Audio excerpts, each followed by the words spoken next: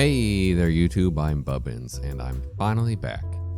After the video where I talked about the cheapest Prime Warframes you could purchase, I did get some requests to tackle weapons as well, so today we're going to run down the 10 cheapest Prime weapons in the primary slot. There are simply too many to handle doing all of them at once, so we'll be tackling each slot one by one.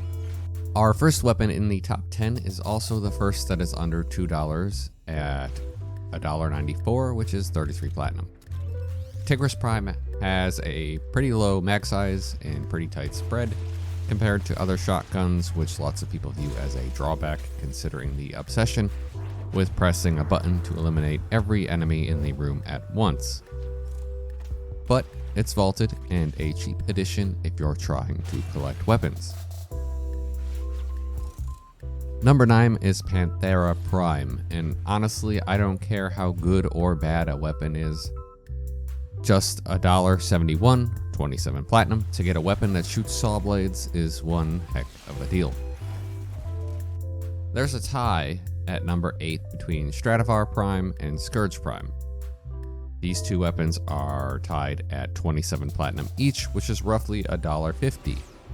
The former is vaulted, however, and the latter is not, so plan as you will.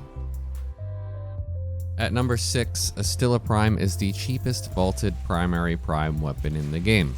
If you're feeling impatient, you can pay just 22 platinum or $1.29 to snag it for yourself.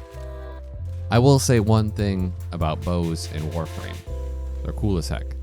However, again, with the current weapon meta of obliterating everything as fast as possible, bows aren't ideal for a lot of people. That said, if you want Nagantaka Prime, it'll only cost you about 19 platinum or $1.12. While some of the earlier weapons may be surprising or even just unheard of for you, this is the first of a group that is probably super obvious given how the original versions are super common at low levels. You're likely swimming in Strun receivers, I know I am, therefore it's really not surprising that this weapon is one of the cheapest in the game. Just look at the relic drop chart for Paris Prime. It's not hard to see why it isn't super valuable. Even though you would need 5 separate parts instead of 4, we are finally below $1 as this costs only 82 cents. As of June 14th, when I gathered this data, Firsten Prime is the only weapon that has a part selling for just a single platinum. It's stock. It's not quite the cheapest weapon in the game, however, and will set you back only 65 cents. But again, it's not a great weapon and it's 100% filler for a ton of relics, so really why bother purchasing it? You probably just get it by accident while you're farming relics. The cheapest weapon in the game is more like filler Prime. Bratton's pieces are spread across 20 to 30 different relics and it is always unvaulted, which means people have lots and lots of parts on hand. This is honestly one weapon you may accidentally earn as you go along. If for some reason you have the best luck and never have to settle for some trash picks, you can alternatively pick this up for 59 cents. Now for some notes, which normally I'd put before the video, but YouTube loves to talk about how detrimental intros can be, so now it's afterwards. As always, these numbers are assuming you're buying the $10 bundle of platinum for a total of 170 platinum, which is one of the quote-unquote worst deals you could possibly get. So that's basically 17 platinum per dollar. You can obviously make these even cheaper via the 25, 50, or 75% off bundles on PC.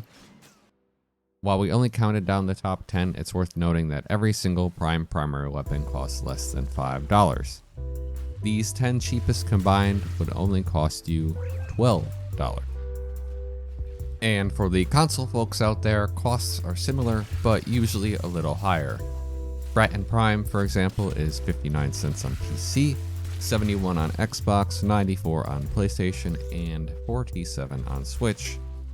For Tigris Prime, the most expensive one on this list, those numbers are $1.94 on PC, $2.94 on Xbox, $3.53 on PlayStation, and $2.18 on Switch. So while prices will always differ, when it comes to the less in-demand primes on console, the prices aren't drastically higher, and are still worth considering the purchase with plat rather than grinding them out. Apologies in advance if this video seems a little rougher than normal. After a full month off, it's going to take some time to get back into the swing of things, but we'll get there. And for the usual spiel, if you found this video helpful, please make sure to leave a like or subscribe. As a small channel, I really do appreciate all of this support. I will skip chilling my other stuff since I just took a break. And honestly, I just need to get back to routine before I go asking for any kind of additional support. But I do very much appreciate you being here. For now, though, I think that's it. I'll see you next time.